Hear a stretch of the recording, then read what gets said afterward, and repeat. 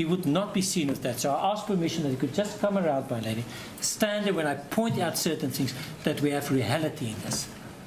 And it's so important for our case and whatever may follow in this case, my lady. So I asked the court's permission to do that. Yes. Thank you. And I'm told he's very embarrassed, but he understands that it's important to do that. He's very, very embarrassed and ashamed, but it's time.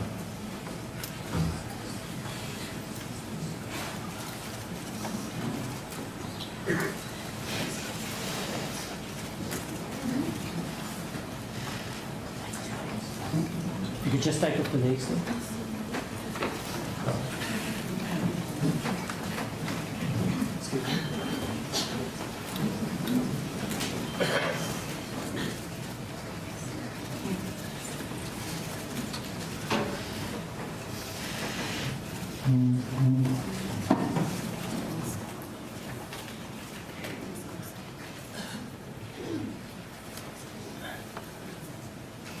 If you can maybe just stand on my side where I can see him and then talk to him.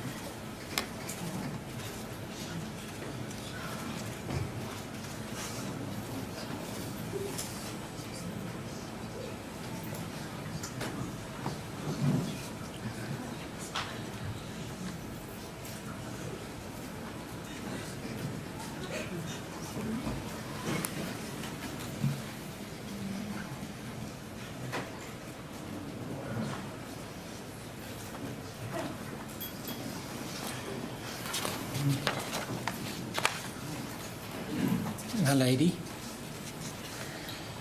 we talk about the findings and great respect for the Appeal Court of Appeal's finding. I absolutely respect it, but we're dealing with sentence.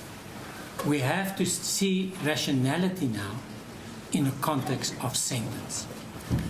And what we have, and these facts can be tested. Just hold on to them. These are the distilled facts that can be tested. Let's look at who is the person.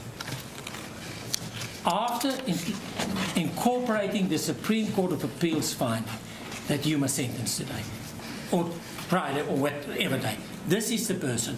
It's 3 o'clock in the morning. It's dark. He's on his stumps. That's all common cause. Not on his legs. He's not running around the track. He suffers from an anxiety disorder.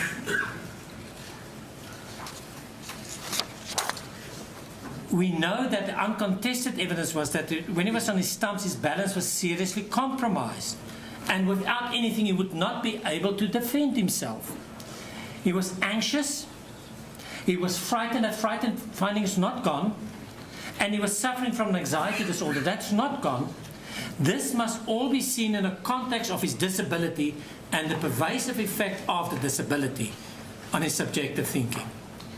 He proceeded to the entrance of the bathroom because of his excessive fight response and his inability to run away. My lady, all these facts are factual findings, not disturbed, and where the Supreme Court of Appeal made different findings, we included them here. He was armed with a heavy caliber firearm ready to fire. His perception that he and the deceased were in danger was fortified by the following.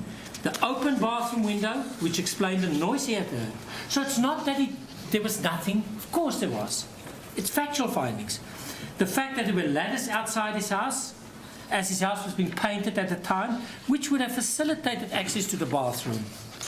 He had heard a slamming of a door and subsequently saw that the toilet door was in fact closed. He believed that the person in the toilet was an intruder and that the deceased was at the time in the bedroom. He fired 4 shots into the toilet door with a downward trajectory, thereby not aiming at chest height.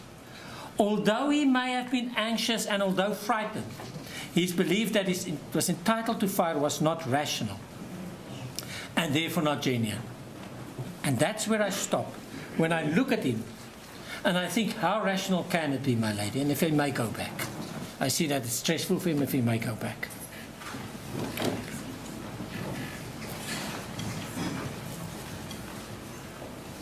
And And that's the point, and that's the Ferreira's case where I'm at, my lady, where we get to this point. Although he may have been anxious and although frightened, his belief that he was entitled to fire was not rational. For purpose of conviction, I accept that, my lady. I accept that. That's the Supreme Court's appeal finding. That's fine. It's on law principles. But what are we dealing with when we look at that rationality?